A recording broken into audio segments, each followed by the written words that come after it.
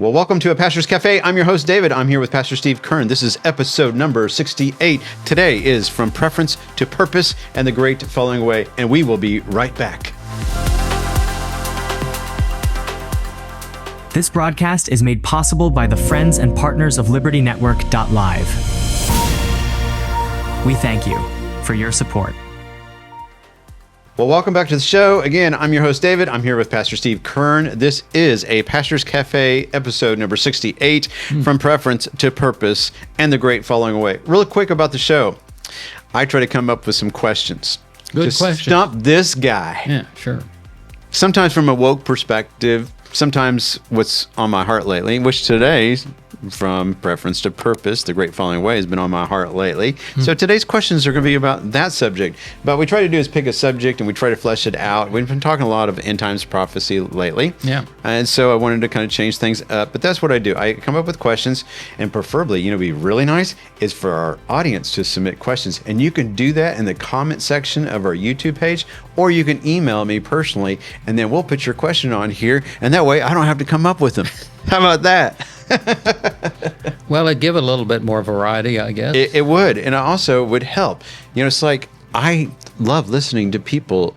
The more I talk with people and get their viewpoint, the better I can understand what they're thinking and how they're feeling.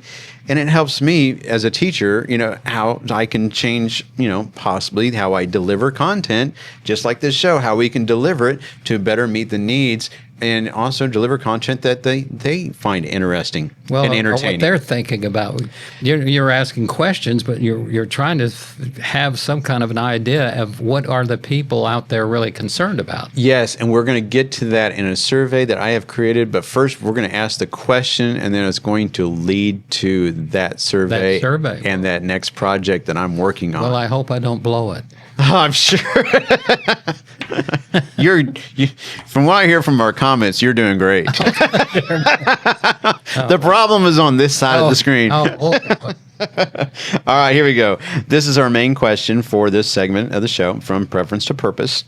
Why does worship, and we're talking music, why does worship so often divide rather than unite? And how can excellence, empathy, and unity bring purpose back to the church?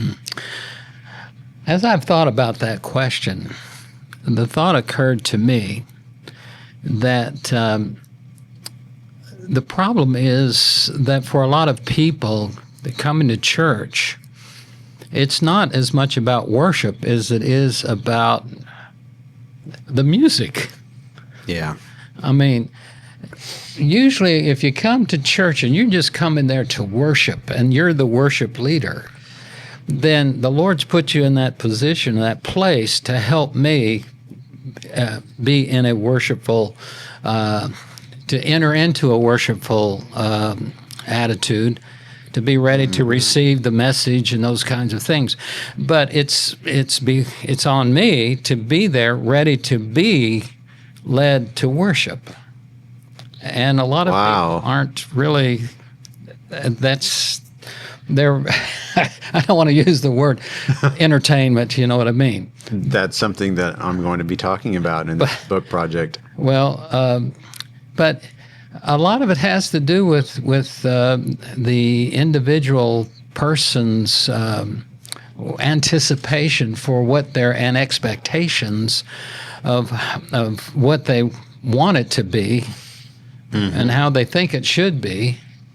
When in reality, I think the way we really need to approach it is, Lord, I've come to worship, and with these brothers and sisters, and we've got a leader here to help us do that in a oneness kind of way. Sure. And so to trust that the Lord is giving you leadership and direction, and then too.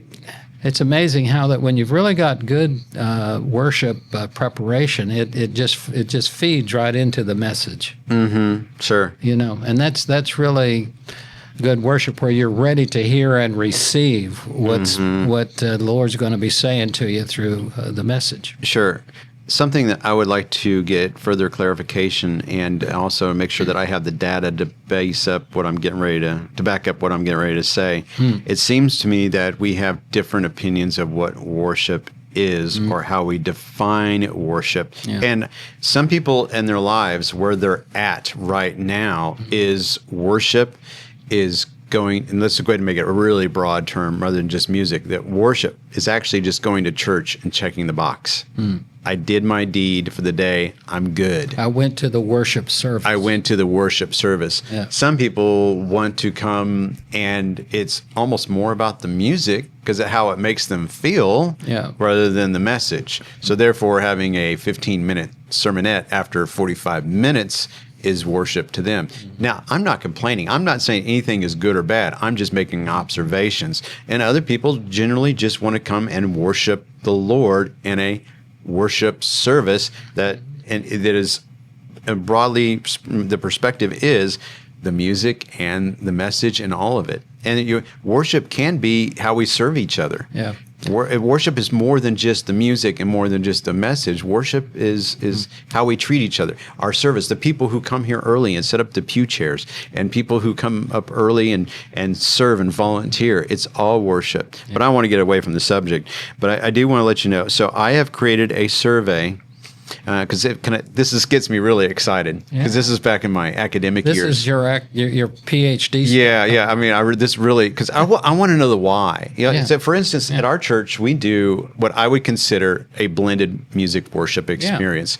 To me, that fits my personality. It fits our church now. At one time, it didn't fit, but I think it fits now with all my conversations I've had with numerous people. Yeah. However, I do want to, as a worship leader, I want to make sure that I'm doing right, but also I have to answer to God, yes. However, I do want to listen to people. Sure. I mean, I think that's smart to do. I mean, let's have a worship service that all points to God, but let's also make sure that, oftentimes we want to sing "It Is Well With My Soul." We want to sing an old hymn because it has this Sunday we're going to do. It's actually an invitation hymn, but I wanted to do it because it's really applicable to the Jesus way and the story that goes behind it. So, if you're listening to this show, you should watch this Sunday's. They won't be able to see it, will they? You should come to our church service and check out the story that I'm going to tell about I have decided to follow Jesus. Oh, wow. And it's a very powerful story. Oh, it is. And so if we don't continue doing some of those old hymns, then we'll never know those stories. Yeah. But there's stories about modern worship music as well and how it relates to us. But anyways, I'm getting away from the, today I'm just kind of going all over the place, aren't we? But okay, with this project, with this survey, I want to better understand what we can do as worship leaders, but also as church members to keep people in church because there's a great falling away. I've read articles lately, a number of older people in churches who are leaving, and those, by and large, are the ones who volunteer in a large amount of churches. Our church is blessed. It seems like we have old and young all volunteering. That's really cool to see. But is that happening in other churches? I don't know. But how can we know? Is by other churches, other people in churches filling out a survey, and so we can better understand what the problem is and how we can fix it. Anyways, what I want to do is try to bridge the gap between generations, musically speaking, but also figure out the why. Yeah. And so I read that article about older people leaving the church. The Cornerstone, by and large, a lot of churches, they're the ones they're the tithers. They're the ones who get involved. And are they getting tired? Do they feel neglected? Do they feel like the worship music is only pointed towards them? Let's find out. And if 10,000 people took this survey and it was a very diverse group, then we would have a better understanding rather than believing on what we think. Right. Because if we start thinking about what we want and what we believe, it's skewed. And so that's the reason why I'm really excited about this book project. So the link to this survey, it'll be a Google link, and I'll have it open till the 1st of November. And I would encourage you to take it, our audience, you to take it, because I really want to use you in the book.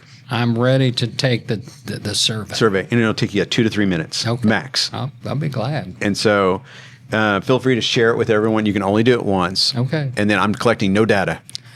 collecting no data. I'm not collecting emails, but I do ask your permission to use your name of the book if you grant me permission. Okay. But if you want to be anonymous, then I have that in there too. So thanks for letting me talk just a little bit about this new project from Preference to Purpose. But I want to answer the question. Go ahead. Yes. I asked the question.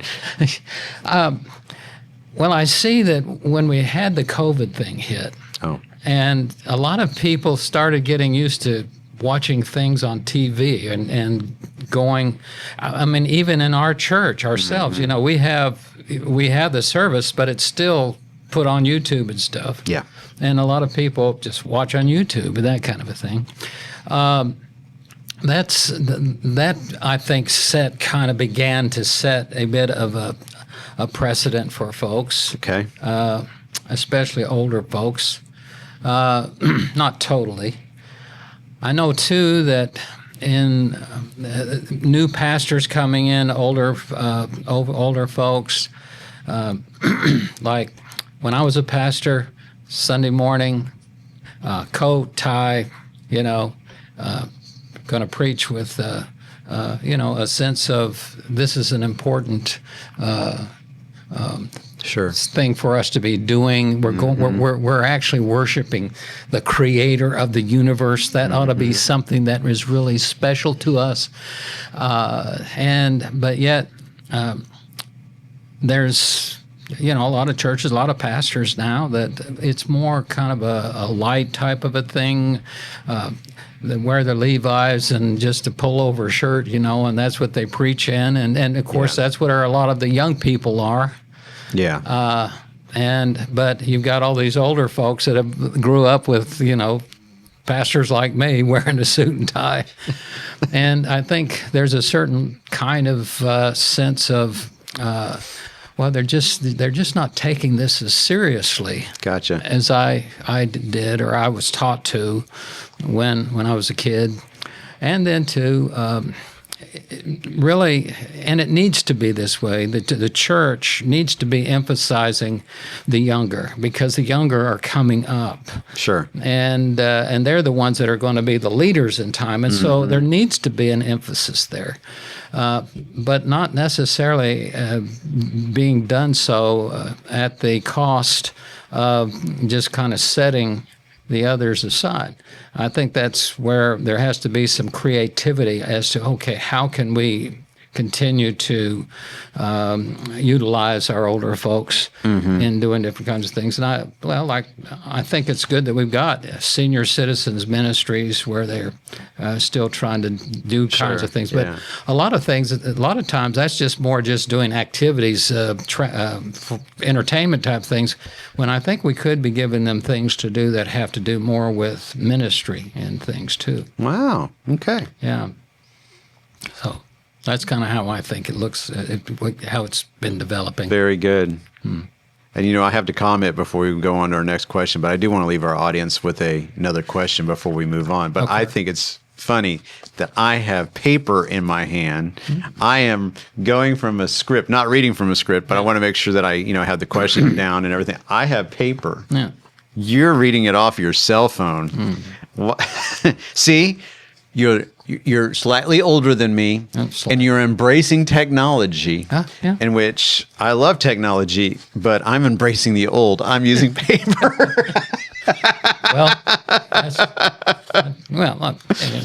So us older folks, we need to learn to adjust. There you go. All right. Proud of you. All right. Before we move on to the next question, this is for our audience, so please comment below. What divides your church more, music style or mission? Be honest. Drop a comment below. That's a good question. All right. Here we go. Next question. The great falling. I can't talk today. Falling away. The great falling. I want to say follower, because I'm on this Jesus follower kick. Yeah. The great falling away. Okay.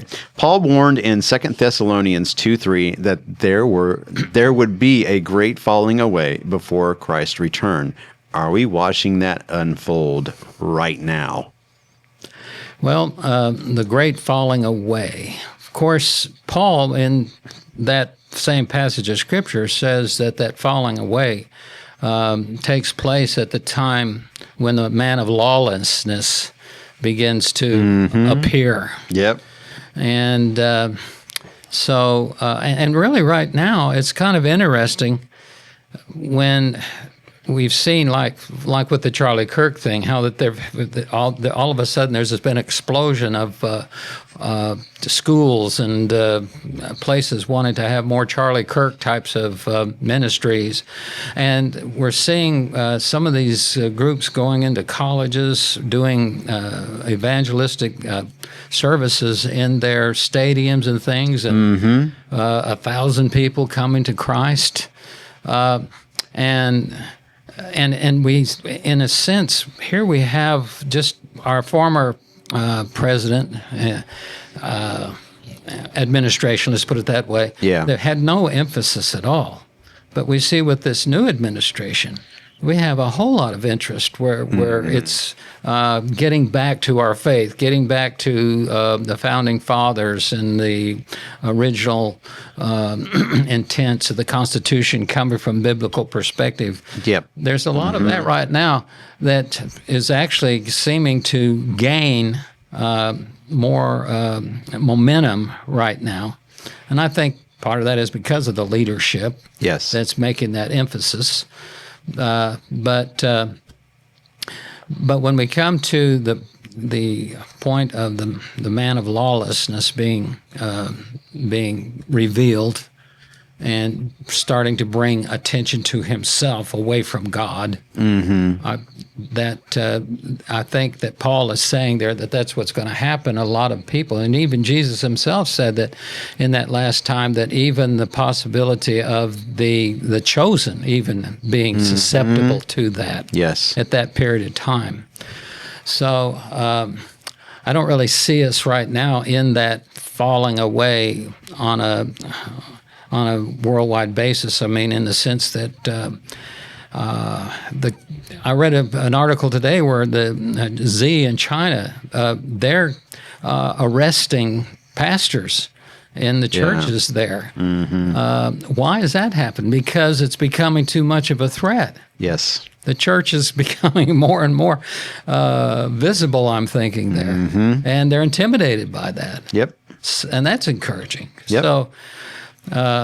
So anyway, that's kind of my take on it. But that doesn't mean that we're that far away from it, because things can happen nowadays. They're happening so quick. My thing is we're seeing how with Trump, we've got 3 more years, 3.5 more years, but when we see little indicators like you've got this communist Muslim running for mayor in New York City, and you're seeing that there's still groups that are still out there that when Trump's gone, is there going to be another move back towards that direction? So I don't know. The rapture will take place before that. Well, that would be great. But you see what I'm saying. I hear you. Yeah. All right, so here we go.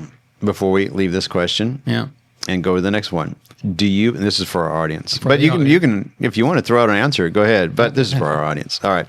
Do you believe the church today is falling away or falling asleep? Comment below. We're falling asleep. Go ahead. You want to comment? Go ahead. Or possibly losing their identity. Ooh. That's very good. Very good. All right. Next question. Do you believe AI is causing... No, I'm just You know, when you... I had to throw you a loop, man. When you said that, I thought to myself, oh, no, not another AI. Another AI question. No, we'll save that for next time. Okay. Oh, I've been delivered. I've been delivered. Oh, man, that's something else that's changing on a daily basis. Oh, for sure. All right. Pretty soon I'm going to have some AI glasses. So, I know, I'm just joking. Well, I read it the other day where there's an AI machine. You're talking about it. Go ahead. An AI machine that can lay brick faster than 100 bricklayers. Wow. I mean, that's just okay. Have you ever seen the movie Wall-E? If you've never seen the movie Wall-E, you got to check out Wall-E. All right. Moving forward. Moving forward. Here we go. Aging congregations and empty pews. All right. My question for you. Are you ready? Okay. Why are so many older Christians leaving the church? Is it burnout, betrayal, or boredom? Have we built a church that caters to comfort instead of a calling? Probably a little of all of that. I'm thinking, Well, just all of it. but and maybe disillusionment Okay. might be another thing to add there. Okay. It not necessarily meeting them where they're at. And, Gotcha. and just there's a lot of just things happening that are getting people's attentions, that they're focusing on other things. And so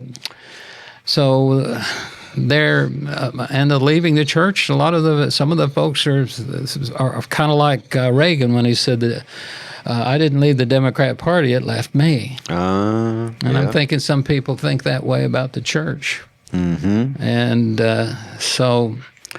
so anyway, but then too, we sadly, I'm excited to read about how that the Gen Z generation is becoming more and more open to, as the older generation kind of seems to be becoming disillusioned. It seems like the younger folks are coming along and saying, Sure. Yes. I think there's something to this. Yep. So yeah. Or it could be that we're nearing the return of Jesus. Well, that's true too. Oh, we're it's coming. We're closer today than we were yesterday. Well, and that was true the day that Jesus rose from the dead. The next day. Anything else you want to talk about this question before we go to our... Let's go to the next question. Okay, so the question I have for our audience as we address that question: if your church closed tomorrow, would anyone outside its walls even notice? Whoa! Wow. Yeah, that's a good question. Thank you. That's a question every church ought to be asking itself. Yeah. If I was to die today, would anyone notice? Well, sometimes we can feel that way. Yeah. And I wonder if older people feel that way sometimes too, that the only time that a church will reach out to them, like I heard the story, I was listening to Brother Ricky on End Time Headlines. He said there was an older person, and I might be getting this totally wrong, but there was an older person that was attending a church and they stopped coming, but they kept on tithing. And the minute they stopped tithing, that's when finally someone reached out to them. Went to say, I was just thinking, that's so sad. Yeah, that is sad. We care about your paycheck.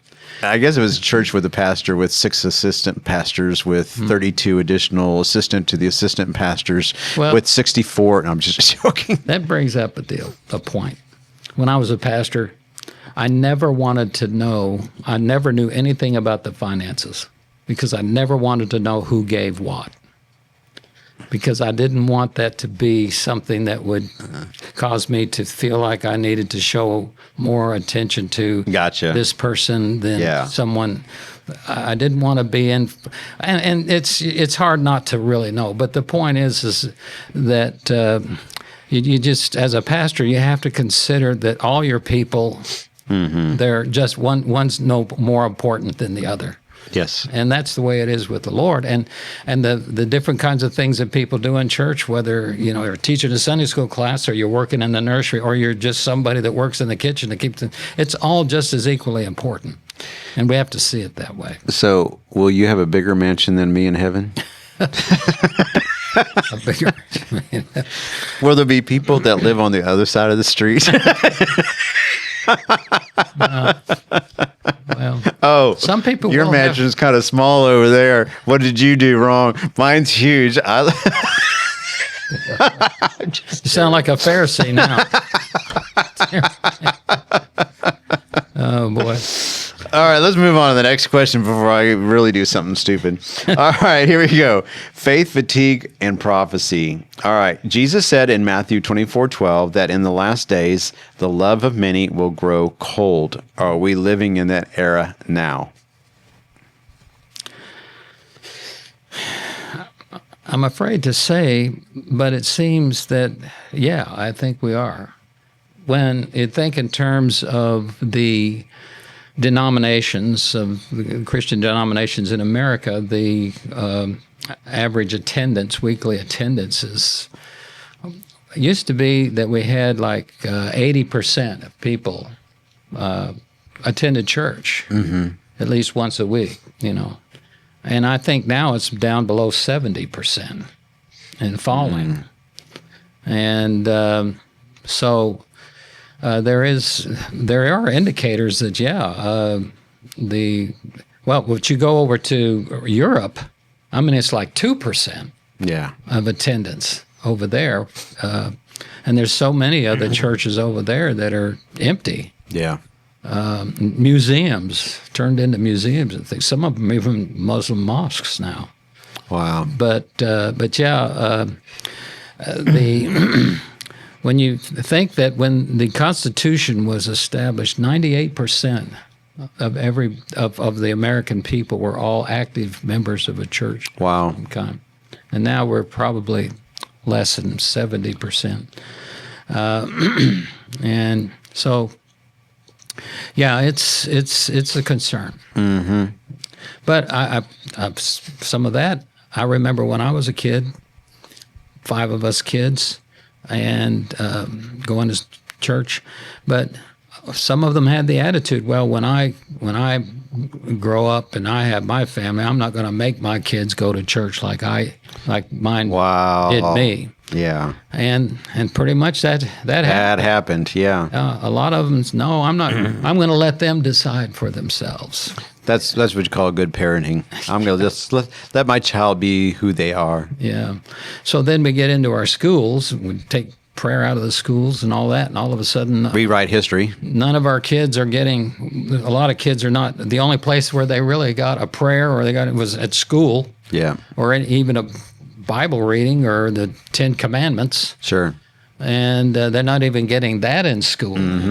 Yeah. And so it's becoming more and more of a job. I don't know what to call it, a job or not. A challenge. That's what I want to call it, a challenge to reach people. Yeah. They're not as open to the gospel. It used to be back in the 1800s and all that. People would, even if they didn't attend church and things, they still basically had a biblical worldview. Yeah. They did. And they knew they were lost, most of them, Yes. that kind of a things. But it's not that way now. And a lot of people don't know that they need a Savior. That's right. Yeah. Sad. Yep. But that's where we're at. That's where we are. All right. So here's my question to leave our audience with today. Okay. Do you feel your fire for God is fading, burning stronger as the world gets darker? Something to think about. I'll tell you something. You know, when the Charlie Kirk assassination, you know what that caused me to do? What's that? It caused me to pray a prayer. Okay. Seeing how that this man was killed for just being outspoken about what he believed. Yeah. And knowing what the coming of the Lord and all is about, I had to pray and ask the Lord, please give me the courage to be the martyr you want me to be if that's what I've got to be. Wow. And I think that's what every Christian should be praying now. Even if the rapture comes, we don't know how the bad stuff's going to happen, even if the rapture does come. Because we've got people over in Africa that are being slaughtered for their faith. I know. And I think that every Christian in this day and time needs to be open to the idea that they may have to give their life for Christ. That's where we're at now. And that's something that Charlie Kirk's assassination, I think, brought to the front. Yeah. For everybody to consider. Okay. That's good. Well, that's a wrap for today. we hope you enjoyed today's episode. Feel free to do the survey. It's included in the link. Feel free to like, subscribe, and share our content. We appreciate you listening in from preference to purpose. So we will see you on episode 69 next time. Until then, take care and bye-bye. Bye-bye. This broadcast is made possible by the friends and partners of LibertyNetwork.live. We thank you for your support.